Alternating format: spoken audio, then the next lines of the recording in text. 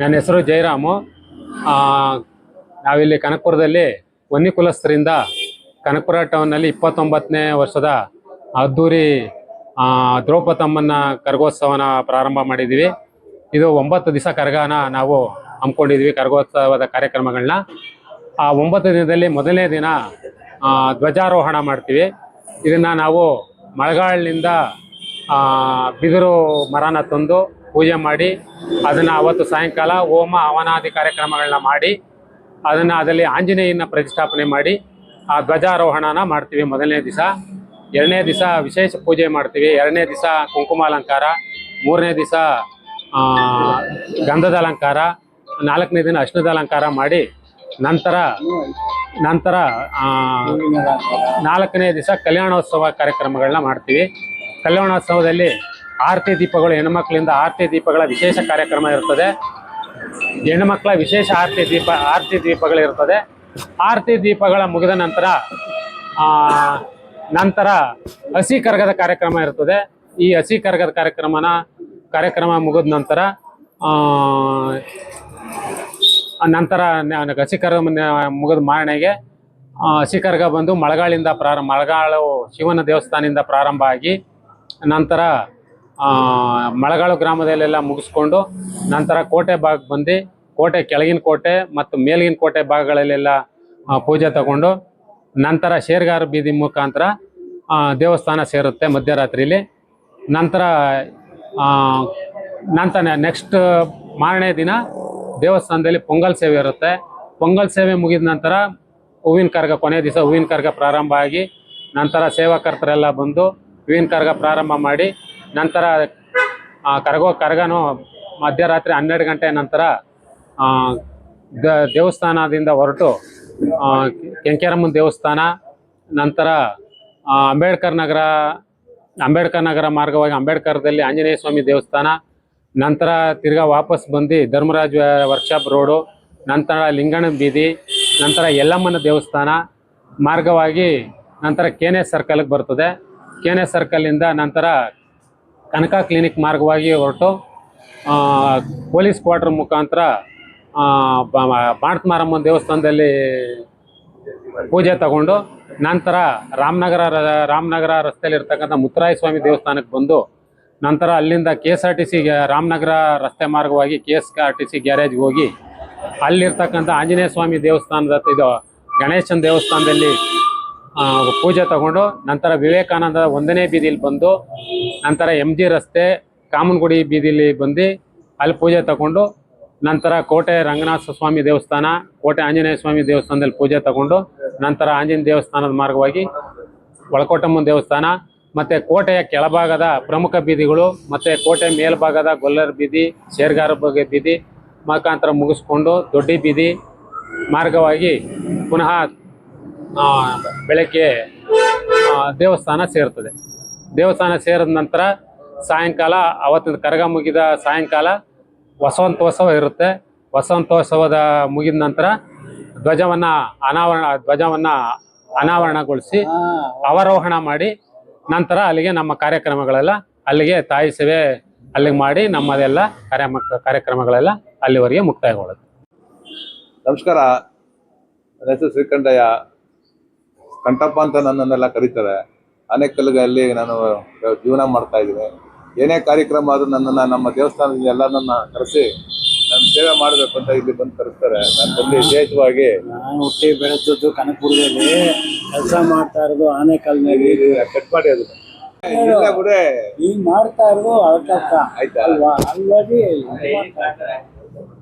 ವಿಶೇಷವಾಗಿ ದೇವಸ್ಥಾನದ ಕಾರ್ಯಕ್ರಮಗಳು ಎಲ್ಲಾದ್ರೂ ಬಂದು ನಾನು ಭಾಗವಹಿಸಿ ದೇವಸ್ಥಾನದ ಕಾರ್ಯಕ್ರಮಗಳನ್ನ ನಾನು ನಡೆಸ್ಕೊಟ್ಟು ಹೋಗ್ತೀನಿ. ಏನಂದ್ರೆ ವಿಶೇಷ ಏನಂದ್ರೆ ದ್ವಾಪರ ಯುಗ ಅಂತ್ಯಕಾಲದಲ್ಲಿ ಮುಗಿದಂತ ನಂತರ ಕಲಿಯುಗ ಪ್ರಾರಂಭ ಆಗುವಂತ ಸಂದರ್ಭದಲ್ಲಿ ಇಲ್ಲಿ ನಾವು ಇರೋದು ಸರಿ ಇಲ್ಲ ಅಂತ ಧರ್ಮರಾಯರು ತನ್ನ ಅಧಿಕಾರನೆಲ್ಲ ಮಕ್ಕಳಿಗೆ ಮೊಮ್ಮಕ್ಕಳಿಗೆಲ್ಲ ಬಿಟ್ಟುಕೊಟ್ಟು ಸ್ವರ್ಗಾರೋಹಣ ಅಂತ ಕಾಲದಲ್ಲಿ ಹೋಗುತ್ತಿದ್ದಾಗ ಎಲ್ಲ ಸಾಕ್ತಾ ಹೋಗ್ತಾ ಇರ್ತಾರೆ. ಕೊನೆಯಲ್ಲಿ ದ್ರೌಪದಮ್ಮ ಹಿಂದೆ ಹಾಕ್ಬಿಡ್ತಾರೆ. ಹಿಂದೆ ಹೋಗ್ತಾ ಆ ಯಮ್ಮನ ಶಕ್ತಿನೇ ಏನೋ ಸ್ವಲ್ಪ ಕಡಿಮೆ ಆದಂಗೆ ಕಾಣ್ತದೆ. ನೋಡಿದಾಗ ಒಬ್ಬ ತಿಮಿರಾಸುರ ಎಂಬ ರಾಕ್ಷಸ ಅದರ ಮೇಲೆ ಇದು ಮಾಡಕ್ ಬರ್ತಾನೆ, ಯುದ್ಧ ಮಾಡಕ್ಕೆ. ಅವಾಗ ತನ್ನ ಮಕ್ಕಳಾದಂಥ ವೀರಕುಮಾರರು, ಗಣಾಚಾರಿಗಳು, ಗಂಟೆ ಪೂಜಾರಿಗಳು ಎಲ್ಲರನ್ನ ಸೃಷ್ಟಿಸುತ್ತಾಳೆ ತಾಯಿ ದ್ರೌಪದಾದೇವಿ. ಅವಾಗ ವೀರಕುಮಾರರು ಕತ್ತಿಗಳನ್ನ ಎತ್ಕೊಂಡು ಜಿಕ್ ಅಂತ ಎತ್ಕೊಂಡು ಆ ಸಿಂಹಾಸುರನನ್ನ ಸಂಹಾರ ಮಾಡಿ ಆ ಯಮ್ಮನಿಗೆ ಶಾಂತಿಗೊಳಿಸಿ ಆ ಯಮ್ಮ ಸ್ವರ್ಗಾರಣ ಹೋಗ್ತಾ ಇದ್ದಾಗ ತಿರ್ಗಾ ಯಮ್ಮನ್ನ ಹೋಗಿ ಎಲ್ಲ ಇದ್ ಮಾಡ್ಕೊತಾರೆ. ಅಮ್ಮ ನೀನು ಹೋಗ್ಬಿಟ್ರೆ ನಮ್ಗೆ ಯಾರು ಗತಿ ಮುಂದೆ, ನಮ್ಗೆ ಯಾರು ನೋಡ್ಕೊಳ್ತಾರೆ ಅಂತ ಕೇಳಿದಾಗ ಆ ಯಮ್ಮ ಮಕ್ಕಳಾದಂತ ವೀರಕುಮಾರರಿಗೆ, ಗಣಾಚಾರಿಗಳೇ, ಎಲ್ಲ ಗೌಡ್ರಿಗೆ, ಯಜಮಾನರುಗಳಿಗೆ ಎಲ್ಲಾರ್ಗು ಒಂದು ಆಶ್ವಾಸನೆ ಕೊಡ್ತಾಳೆ. ನಾನು ಪ್ರತಿ ವರ್ಷ ಬಂದು ಭೂಮಿಗೆ ಬಂದು ಚೈತ್ರ ಪೌರ್ಣಮಿ ಅಂತ ದಿನದಂದು ಬಂದು ತಿಂಗಳಲ್ಲಿ ಬಂದು ನಾನು ನಿಮಗೆ ಸೇವೆ ಕೊಡ್ತೀನಿ, ನಿಮಗೆ ಎಲ್ಲರಿಗೂ ಆಶೀರ್ವಾದ ಮಾಡ್ತೀನಿ, ನಿಮ್ಮ ಮನೆಗೆ ಬರ್ತೀನಿ ನಾನು, ನೀವೇನು ಇದು ಮಾಡ್ಕೋಬೇಡಿ, ಪ್ರತಿ ವರ್ಷನೂ ನಾನು ಬರ್ತೀನಿ, ನೀವು ಎಲ್ಲರೂ ಸಂತೋಷದಿಂದ ಕಾಲ ಕಳೀರಿ ನಾನು ಇದ್ದೀನಿ ಅಂದ್ಬಿಟ್ಟು ಒಂದು ಆಶ್ವಾಸನೆ ಕೊಟ್ಟು ಅಮ್ಮ ಆಶೀರ್ವಾದ ಮಾಡಿ ಕರ್ಗಾರಕ್ಕೆ ಹೋಗ್ತಾರೆ ಅಮ್ಮ. ಇದೇ ವಿಶೇಷವಾಗಿ ಕರ್ಗದ ವಿಶೇಷ. ಎಲ್ಲರಿಗೂ ಧನ್ಯವಾದಗಳು. ನಾಳೆ ಕರಗ ಮಹೋತ್ಸವ ಇರೋದ್ರಿಂದ ದಯವಿಟ್ಟು ಎಲ್ಲ ಗ್ರಾಮದ ಕನಕಪುರ ಗ್ರಾಮದ ಎಲ್ಲ ಜನಗಳು ಬಂದು ಕಾರ್ಯಕ್ರಮವನ್ನು ಯಶಸ್ವಿಗೊಳಿಸಬೇಕೆಂದು ನಮ್ಮಲ್ಲಿ ಸವಿನಯ ಪ್ರಾರ್ಥಿಸುತ್ತೇವೆ. ದೇವಸ್ಥಾನದ ವತಿಯಿಂದ ಎಲ್ಲರಿಗೂ ನಮಸ್ಕಾರಗಳು. ನನ್ನ ಹೆಸರು ಶಿವರಾಜು ಅಂತ. ಈ 30 ವರ್ಷದಿಂದ ಈ ಅಮ್ಮನ ಸೇವೆ ನಾನು ಮಾಡ್ಕೊ ಬರ್ತಾ ಇದ್ದೀನಿ. ಸುಮಾರು ಈಗ 10-15 ವರ್ಷದಿಂದ ನನಗೆ ಗೌಡ್ರು, ಯಜಮಾನರು, ನಮ್ಮ ಕುಲಸ್ಥರು ಎಲ್ಲ ಸೇರಿ ನನಗೊಂದು ಸ್ಥಾನ ಕೊಟ್ಟಿದ್ದಾರೆ, ಕೋಲ್ಕರಪ್ಪರ ಅಂತ. ಕೋಲ್ಕರಪ್ಪ ಅಂದರೆ ಅಮ್ಮನಿಗೆ ಹತ್ರವಾದಂಥ ಮನ್ಸ. ಎಲ್ಲ ಕೆಲಸಗಳು ಮಾಡಿಕೊಂಡು ಅಮ್ಮನ ಸೇವೆ ಮಾಡಿಕೊಂಡು ನಮ್ಮ ಜನಾಂಗದ ಸೇವೆ ಮಾಡಿಕೊಂಡು ಹೋಗ್ತಾ ಇದ್ದೀನಿ. ಈಗ ಅಮ್ಮನ ಸೇವೆ ಅಂದರೆ ತುಂಬ ಶಕ್ತಿ. ಇದು ತುಂಬ ಶಕ್ತಿ ಅಂದರೆ ಯಾರೇ ನಂಬಿ ಏನೇ ಮಾಡ್ತಿರೋದು ಒಳ್ಳೆ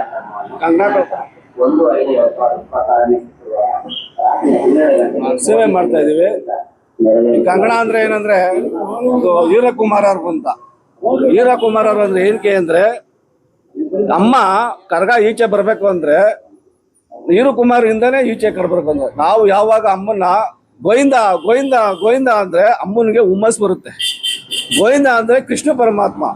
ಕೃಷ್ಣ ಪರಮಾತ್ಮ ಜೊತೆಲಿದ್ರೆ ಅಮ್ಮನಿಗೆ 100 ಬಲತ್ರ ಬಲ. ಯಾರಿಗೆ? ದ್ರೌಪದಮ್ಮನಿಗೆ. ಕೃಷ್ಣನ್ ಸುಮ್ಮನೆ ಗೋವಿಂದ ಅಂದ್ರೆ ಸುತ್ತಮುತ್ತ ಒಮ್ಮ ಎಷ್ಟೇ ಇದ್ರು ಎದ್ದಿ ನಿಂತ್ಕೊಳ್ತಾರೆ. ಎಷ್ಟೇ ಸುತ್ಕೊ ಬಂದ್ರು ಸುಮ್ಮನೆ ಗೋವಿಂದ ಅಂದ್ರೆ ಸಾಕು, ಅಮ್ಮನಿಗೆ ಹಂಗೆ ತುಂಬಾ ಪವರ್ ಬರುತ್ತೆ. ಅದಕ್ಕೆ ಅದು ಗೋವಿಂದ ಅಂತ ಕರೆಯೋದು. ವೀರಕುಮಾರರು ಕಂಗಣ ಕಟ್ಕೊಂಡು ಅಮ್ಮನ ಜೊತೆ ಸಪೋರ್ಟ್ ಆಗಿ ನಿಂತ್ಕೋಬೇಕು. ಅವ್ರೆಲ್ಲೇ ಹೋದ್ರು ಅವ್ರ ಜೊತೆ ಗೋವಿಂದ ಗೋವಿಂದ ಅಂತಿದ್ರೆ ಅಮ್ಮ ಖುಷಿಯಿಂದ ಹುಮ್ಮಸ್ಸಿಂದ ಬರ್ತಾಳೆ ಅಮ್ಮ. ಅಂದ್ರೆ ಆ ಥರ ವೀರಕುಮಾರು ಬಲ ಅಂದ್ರೆ ಅದು.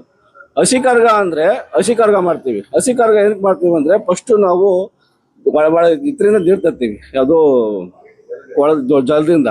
ಜಲದಿಂದ ಒಂದು ಮಗು ರೂಪದಿಂದ ತರ್ತೀವಿ. ಮಗು ರೂಪದಿಂದ ಕಂಪ್ಲೇಂಟ್ ಮಾಡಿಕೊಂಡು ಎತ್ಕೊ ಬರ್ತೀವಿ ನಾವು. ಅಮ್ಮ ಮಗು ರೂಪದಲ್ಲಿ ಬರ್ತಾರೆ. ದ್ರೌಪದಮ್ಮ ದೇವಿ ಮಗು ರೂಪದಲ್ಲಿ ಬಂದು ಎಲ್ಲ ಪ್ರಮುಖ ಬೀದಿಯಲ್ಲಿ ಕಂಪ್ಲೇಂಟ್ ಎತ್ಕೊಂಡು ಅಮ್ಮನ್ನ ಬಂದು ಮನೆಗಳಲ್ಲಿ ಪೂಜೆ ತಗೊಂಡು ದೇವಸ್ಥಾನಕ್ಕೆ ಬರ್ತೀವಿ. ಅದಾದ ಮಾರನೆಗೆ ಇದು ಸೇವೆ ಅಂತ ಮಾಡ್ತೀವಿ. ಅದು